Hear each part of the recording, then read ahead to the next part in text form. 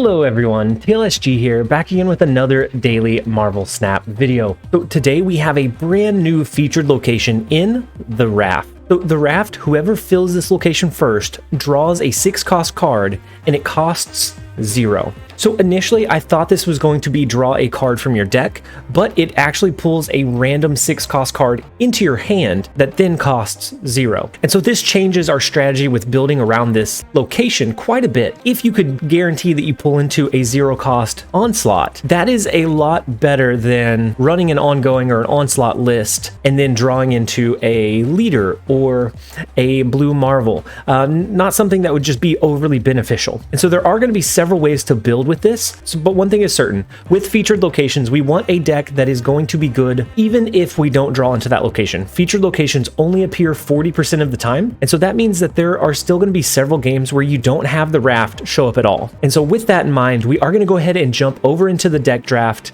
and then we will be right back. All right, so I did end up drafting a deck list, and this is actually the third iteration of a deck that I've ran for the Raft or for this featured location, because I wanted to make sure that I give you guys a deck list that feels solid for the location, not something that just feels rushed or put together kind of loosely. And so what we did end up going with was the ongoing Wong deck. And so the idea with this deck list is that with the perfect high roll, we can have a lane capped out by turn 3 if we draw into a 1-cost on turn 1, have a 2-cost in hand on turn 2, and then on turn 3 we can either do a mixture of 2 1-costs or 1 1-cost and 1 2-cost, which we typically would want to finish capping out that location by turn 3 anyways, so we could drop our Ebony Maw there. And then the rest of the game we work towards building up our Wong Spectrum combo. And so this one feels pretty good. It gives us a way to push additional power into that final lane even after we cap it out, which is going to be one of the biggest requirements for playing a deck around Raft, at least while it's featured. Once it goes away, it's going to be an entirely different ballgame, but for now, that is going to be incredibly important. And so let's run through the deck list really quickly before we jump into a few games. So first up, we have Ant-Man.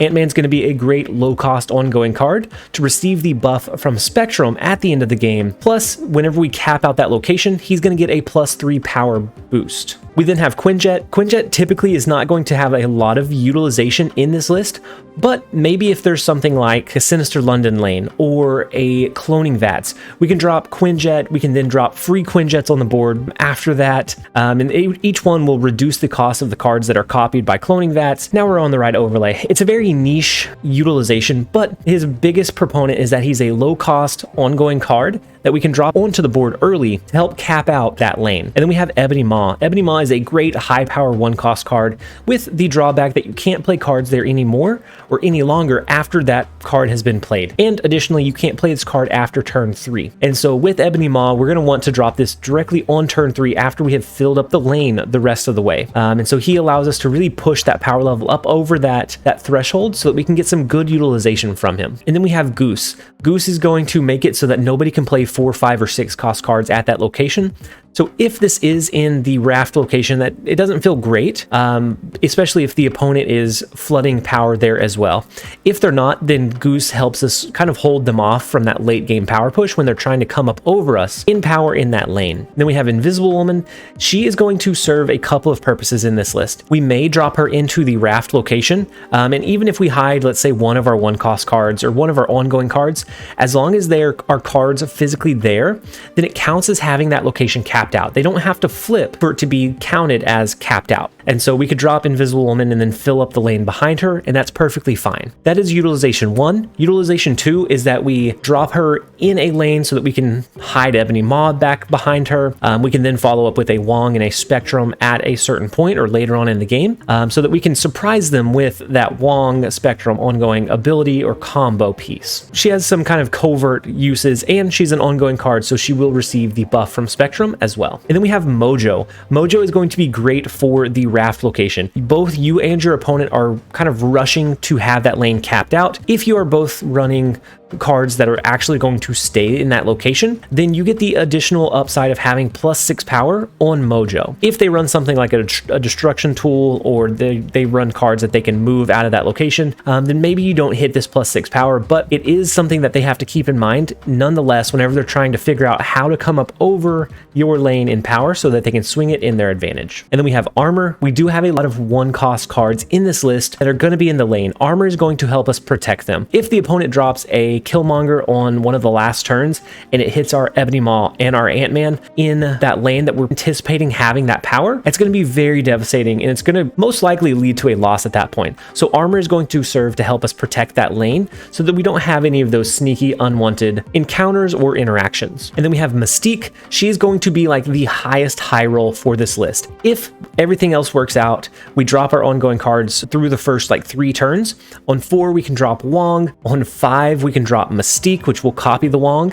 And then Spectrum will trigger 4 times, which is absolutely insane, but that is the high roll. We don't absolutely need that to win.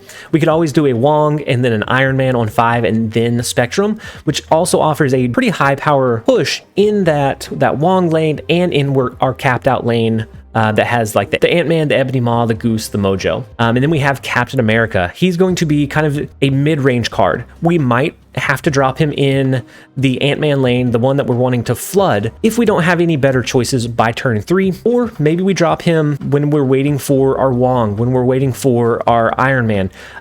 Maybe we don't draw into Wong this game, and so Captain America is going to be a kind of good filler card to help us push additional power in that lane. You could also replace this with something like a Cosmo if you're afraid of like getting rogued, if you're afraid of like an Enchantress or something that is going to destroy your cards. You could always sub this out for a Cosmo, which is still an ongoing card. It still receives the Spectrum buff, but it is more of a defensive card to protect your upside. And then we have Wong. Wong is going to allow our Spectrum to trigger twice, which is going to be huge in pushing that capped out lane, that flooded lane, up over whatever power they think that we're going to end up getting.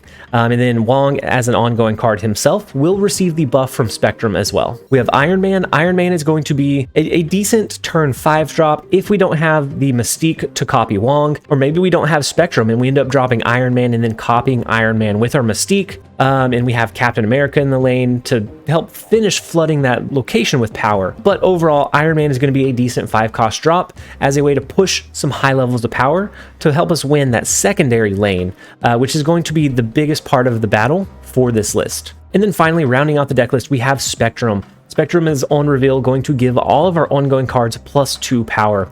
And so with the Wong, with the potential Mystique, this triggers anywhere from 1 to 4 times, which is going to add so much power onto the board that it's really hard whenever we hit that high roll style of game. It's going to be really hard for the opponent to compete with. But that is the rundown of the deck list. We are going to go ahead and jump into a few games. I hope you guys enjoy. All right, so first up we have Awesome. Which is just awesome, isn't it? The first location is Wakanda. I think we hold here. We don't drop our Ant-Man just yet. We wait to see what this location is. So it's Mirror Dimension, which could mean 2 0-cost 6-power cards, right?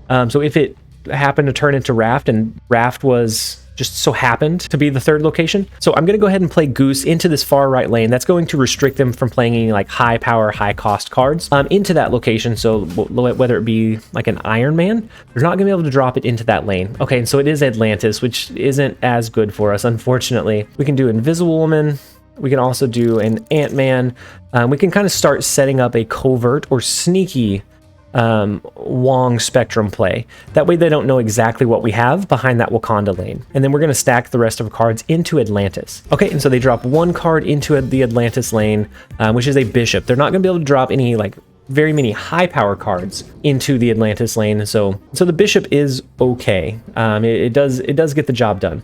We are going to go ahead and do Armor and Quinjet here. We're going to finish capping out Atlantis. And then next turn, depending on what they drop... Ooh, they're running a Medusa? This has to be a bot, right? Do people really run Medusa? But we do hit the cap for our Ant-Man. We do end up... Ooh, so we draw into Wong here, which is nice. It's never Wong to go Wong, or you can't go Wong with Wong. Anyways, we're going to drop Wong into behind the Invisible Woman. They drop Sarah, which is scary. It's definitely scary.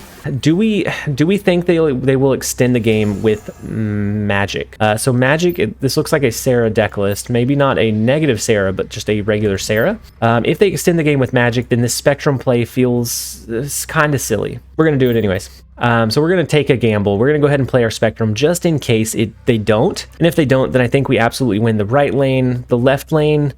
is going to be the question. We only have 2 cards that have ongoing abilities that will receive that spectrum buff, but it does trigger twice, so it will be an additional 8 power. And while we're waiting on them to decide on their move here, we are at 2,909 subscribers as of the time of recording this video. Awesome. And so with that win, we are looking to push for that 3,000 subscriber milestone. We are less than 100 away. So if you are watching the video and you are enjoying the content, make sure that you subscribe. We are doing daily Marvel Snap content and we're not going anywhere anytime soon. And I would greatly appreciate the subscription. All right, so next up we have Daru, and we haven't seen the featured location in a little while, but I don't think we're going to drop anything this turn. I think we're going to hold and see if maybe one of the other locations ends up being the raft. And so if it's not here, okay, so middle is raft, which is good to know. I'm going to go ahead and play, I think, Goose here. We can play Goose. That will stop them from dropping any high power cards there later. I think with the Nightcrawler, they'll end up moving him over, and then they'll stack the rest of this lane out. So I think they'll get the upside of having the lane filled first. Invisible Woman feels wrong here. It doesn't feel like the right play. Let's go with Mojo. I think Mojo is going to be the safest play. If they do move over, and Mirror Dimension could potentially build into the raft, which would be another potential for a 0 cost 6 power card. But here, let's go with the Goose and the Ant-Man. I don't know if they fill this one up this turn or not. I almost want to start stacking into Mirror Dimension in case it copies into the raft, but we're not going to. So they do just drop 1 card here, depending on what they drop. So it's Wave. Interesting. It's a very interesting card to drop there. And so then the next one is Dark Dimension. And so none of the cards that we play after this point are going to reveal until the very end of the game.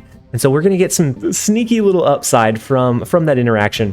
So let's go ahead and drop the Invisible Woman. It's not ideal. We don't want to drop an early Spectrum. That's, I mean, we can't actually with the Goose. And Invisible Woman's not going to block anything, but we have 2 other Invisible Women on the left and the right lanes.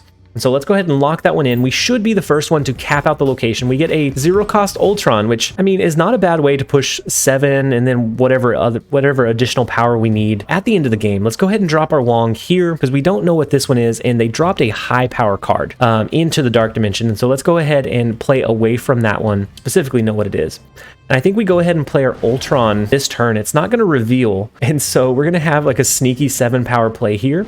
Or maybe we have the 7 power play here. That way we can follow up with a Spectrum next turn. That gives us an okay amount of power here. It gives us 4 power over here. We will take full use of that. We'll absolutely take full use of it here. So let's go with the Spectrum into this lane. We shouldn't have any issues winning mid. Winning this right hand side, maybe, but they're stacking a lot of power into the Dark Dimension, or a lot of like high cost cards. So I am curious what they are running over there. Okay, so they move Nightcrawler to mid, which is interesting. Maybe they're running like a Doctor Doom, something that's going to push some additional power. Oh, never mind. Ultron pushes it to the adjacent lanes. That's right. And so then Claw pushes to mid, but that's not going to be enough. An Odin will re-trigger the White Tiger, but that's not enough in either of the lanes, no matter where it goes.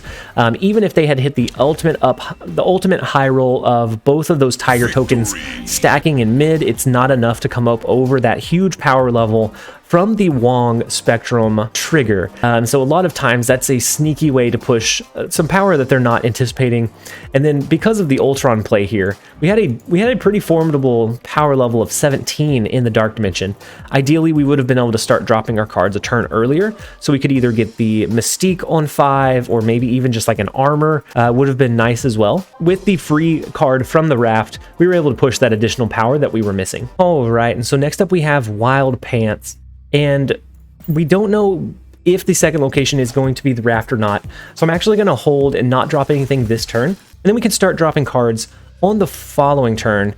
Ooh, that is a absolute snap. That is the fastest snap that we can do. So Wild Pants played an Iceman into Space Throne. Even if they have a Killmonger, there's just so much like uphill battle that they have to go through after that point that it becomes really difficult to overcome that. And so I have never been more glad that I did not drop a unit into the unknown location than I am right now. So let's go ahead and rinse and repeat. All right, and so next up we have Rye ABC. And before we get too far into this game, I do want to give a couple of shout outs. We had DaddyGamingNightly, Phenomen, Pilk Enjoyer, Muhammad El Haddad, all renew their memberships into a second month for the YouTube channel, so they get access to all of our cool emojis, my eternal gratitude, and it helps support me as a content creator. So thank you guys for continuing to support me and my content. I really do appreciate it. Then we also had Alexander Burkat, who gifted a membership to a user during our last lunch live stream. And we had SillyBoy12, who came in and gifted 5 subs during our last lunch live stream. And finally, to round the gratitude out, we had Pilk Enjoyer, who used the super chat feature during our stream. It comes up with a cool alert and it highlights our message so that we can make sure that we see it. And the support is so phenomenal. Thank you so much, all of you guys, for all of your continued support, and even just the viewers for coming back time and time again to enjoy the content and to enjoy the videos. So I'm going to go ahead and drop armor into the Atlantis lane. I almost want to drop it into Savage Land just in case they do run a destruction style deck, but they don't. This is going to be an uphill battle. It's definitely going to be an uphill battle. We have we have the pieces for the ultimate combo. We just don't have the space. So we are very restricted on our spacing. So I'm going to go ahead and do Mojo and Invisible Woman all into Atlantis. That's going to allow us to drop Wong on 5. Actually, we wouldn't be able to get the Mystique off anyways. We're going to drop Wong on 5. We're going to drop Spectrum into the Savage Land on 6, which should give us the double trigger. I think we win Atlantis. It looks like maybe they're running like either a Ghost Rider in their deck, or maybe they're running a Hela style deck. And so we are going to go ahead and drop the Wong here. Oh, wow. So they haven't really dropped anything besides Lady Sif, which can resummon a death, but that's about all they've been able to do so far. And so maybe they extend the game. I'm going to go ahead and drop our Spectrum and just kind of feel it out. Maybe they drop a Ghost Rider, maybe they drop Hela, but that only resummons 1 card for them. So as long as we can win in the middle location, so they drop Hela, we tie in mid. We actually win the right lane by 25. They win Sanctum Sanctorum by 12. So we're able to come up over that power level. Thankfully, the double Spectrum trigger was enough to get our Wong, so that we tied the Lady Sif in the Hela lane. With only being able to discard 1 card by that point and drop Hela, that was really tough. They didn't have a lot of upside in those resummons. Let's go ahead and rinse and repeat and jump back in. All right, so next up we have Mortonero, and the first location is Grand Central, which is kind of rough. So by that point, we're not really going to want to drop the resources that we have in hand outside of a very specific order. So maybe we forego the potential for dropping cards into the raft, and we end up dropping them and flooding Grand Central instead. I'll wait a second and see what the second location is. So the second one's Baxter Building. It's hard for me to give up a free 6 cost drop, or the potential for a free 6 cost drop. I'm going to go ahead and play Goose into this unknown location. We might pivot after this point. Let's go ahead and play Mojo instead. I don't know that that's the right play either. We're going to play Mojo next turn. The reason I don't want to play Goose is if we have to pivot away from this location. Ooh, so they had Uwado. So what is this location? Oh, Asgard. And so here we can actually, we have a decent amount of power that we can push, but at the same time, I want to drop Ebony Maw this turn, and I really want to drop it behind Invisible Woman. I think we're going to do that into the Baxter Building location. And then next turn, depending on if we draw into Wong or not, we can, ooh, so they flood that location, which is interesting. So no Asgard upside for us. They do have the ability to move cards out after everything resolves on this turn. But if we played there, we are absolutely committed to that location. I almost want to do, we can't cap it out. So even if we did Ant-Man and Goose, or Ant-Man and Captain America, we're not able to fully cap it out, so it feels like a waste. But you know what? As long as we draw into Spectrum, I think we're okay. Let's go ahead and do that. Maybe they won't play a card in the flooded lane because they don't think we're going to drop resources there. That is our hope anyways. Okay, so they don't. They play in Baxter Building instead, which is great for us. Okay, so they drop Mr. Sinister and Korg. So if they are winning Baxter Building, then they win the flooded location. Ooh, we do draw into our Spectrum. We're not going to be able to. This one becomes pretty tough. That feels kind of bad. So we have the Ebony Maw, which is great, but it's all going to be hidden behind the Invisible Woman. We could just kind of go with the Prey method, that these cards don't get hit, but I think we're going to just go with the regular Spectrum trigger. That'll buff this lane up a bit. And then we have a decent power push here where we're copying whatever the last card that we draw into. So if we draw into Iron Man here and we drop that as the last card in Grand Central, then actually no. Mystique is going to copy Ebony Maw no matter what. It was terrible. Okay. Well, I should have, oh man, I should have held Mystique back, then maybe it pulls Mystique into the Spectrum lane, but who knows. So it pulls into there. They're a Mystique there. And it looks like they were running a Cerebro 2 deck, which took me longer than it should have to realize. But it pulled into their Mystique, so they were only going to be able to add +2 power to here. So 2, 4, 6 would have made them, actually it would have made them 15. They would have won this location. They would have had to fight for Grand Central. They actually, I think, could have won if they had Cerebro in hand, but maybe they didn't draw into their Cerebro. I think we got very, very fortunate and lucky against Mortonero there. All right, so next up we have Maddie. And I think we're going to take a gamble here. We're going to go ahead and play our Ant-Man into this middle location. Nah, we're not going to take the risk. We're going to hold it a turn, see what this location is, and then, okay. So would have been fine. It turned out to be the raft, but we played it cautiously, unfortunately. So we're going to play our armor. Hopefully next turn we draw into like a 2-cost card. So like a Mojo or a Goose would both be good cards to draw into. So they have Nova, so they are running a destruction deck, but they're not going to be able to destroy this one, which is good for us. We do draw into our Goose here, so let's go ahead and do Goose and Ant-Man, and then maybe next turn we can get lucky and draw into something that we can actually utilize. I sure hope. And so it looks like they dropped a Mysterio across the board, so they have the tokens. I don't know which one is going to be the real Mysterio. I really don't have a read on it. Okay, and then we're not able to drop anything into Miniaturized Lab, which is kind of unfortunate. And then I think we drop our Quinjet. We drop our Mystique, which will copy the Quinjet, which is, it doesn't really, okay, never mind. Let's go with the Mystique first, which will copy the Ant-Man. And then we do Quinjet into the mid to get the free 6-cost card, which will help us cap out Mojo World. We'll also be able to do an Iron Man and a Spectrum to get the full cap of the Mojo World location and the power push into the raft. And so I think we're pretty content.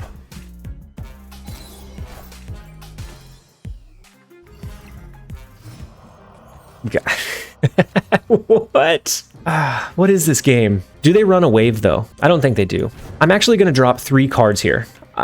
It feels a little bit strange, but I'm going to drop 3 cards just in case they intend to Professor X this location. Let's go ahead and snap on them. We are perfectly happy. We're perfectly content, even if we end up just gaining 2 cubes. But if we don't drop Spectrum here and we only drop 1 card and they do use a Professor X, then they get the 100-point advantage. There's no way that we can win here. And so we definitely need to at least have, or try to have, card advantage, or at least tie for the card advantage in Mojo World. So let's go with the Iron Man and the Spectrum play here and see what they end up dropping. I can't believe we got the free Spectrum, guys.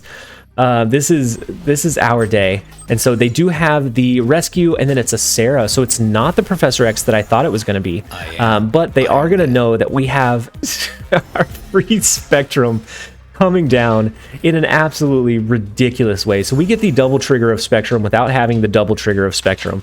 So let's go ahead and drop the second one. That's going to give us a pretty decent power push in Mojo World, and a really good one in the raft. And so they can drop quite a few resources here, but I don't know that it's going to be enough for them. And actually looking at it, Mystique and Iron Man actually don't get too huge, but Mystique will get the Ant-Man ability, so she gets an additional 3, and then Spectrum retriggers. Oh, so they did use a magic here, which feels super unfortunate. But we absolutely win in the Limbo location. I think we absolutely win in the raft, even though they're pushing for some insane power here. Yeah, there's no way that they can come up over it. What are the chances? I think there's 19 6-cost cards in the pool currently, and we pulled the absolute unit that we needed. Absolutely beautiful. Let's go ahead and rinse and repeat, see if we can get one more game, one more like high roll, really satisfying game to finish off the video. All right, and so next up we have the OG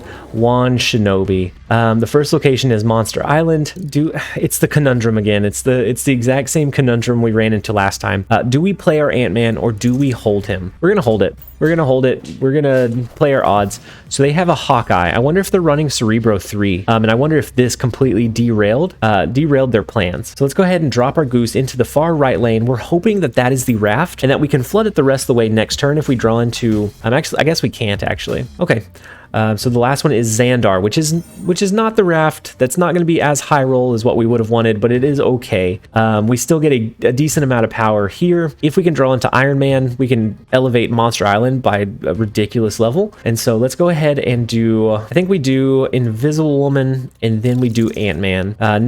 Next turn we can do something like our Quinjet. So they drop a Bishop. So they're going to have a decent power push here. So they're not running the Cerebro 3 because Bishop is going to get far too large. Ooh, we have a huge play here. We have the ultimate high roll. So we have the Wong, we have the Mystique, we have the Spectrum, plus we have the Quinjet, so we're going to be able to cap out this location as well. Super fortunate. Almost curious if we want to hide these ongoing cards behind the Dark Dimension though. That way they don't know exactly what it is that we have. That gives up our Monster Island lane. I think that's fine. Let's go ahead and do that. So they have an Agent 13, so they're generating a random card. What are they playing? And so then Falcon it's a bounce deck. Okay.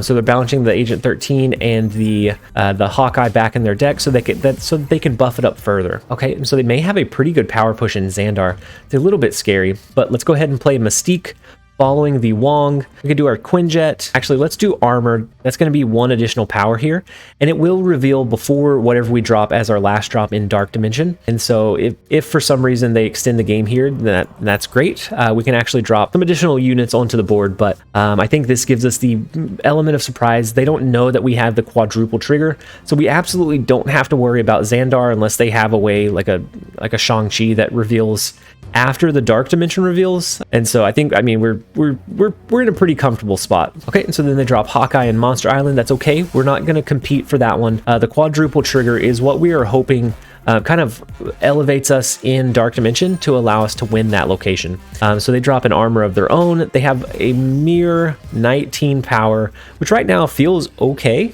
But it's not going to be enough. Let's go ahead and drop our Spectrum. We don't have anything to analyze here. They're just going to kind of follow through with their play line. They have Blue Marvel, which on a normal day is nice. It adds +4 to the Bishop. Or to the Bishop lane, and then just the Iceman in Dark Dimension is not going to do it for them. They have 24 power, which right now feels okay, 25, but we have all of our cards that are going to come in. We have Wong, we have Mystique that is going to copy the Wong this turn, and then our last card, our Quinjet, is going to flip before the Spectrum here because it goes off of play order when you have 2 Invisible Woman style effects. And then finally the Spectrum will come in for the quadruple trigger to give us a large mid lane and a huge right lane. So we didn't get the raft, unfortunately. We only saw it once, which that's the way that these featured locations go. Sometimes you see it an awful lot, and then sometimes you see it like once out of 10 games. The best way to build these decks around this location is to build them in a way that if you draw into that location, that's great. You can get some potential upside, but if you don't draw into that location, it's okay as well because your deck can stand on its own merit even without the location. And so with that win, we are going to go ahead and end the video here. I hope that you guys enjoyed this video. If you did, we are going to be doing more of this deck on our lunch live stream a little bit later today, so make sure to keep an eye out for that live notification. So if you are subscribed, you should get that pushed to your devices. As always, I hope you guys enjoyed the video. This has been TLSG. Later, guys.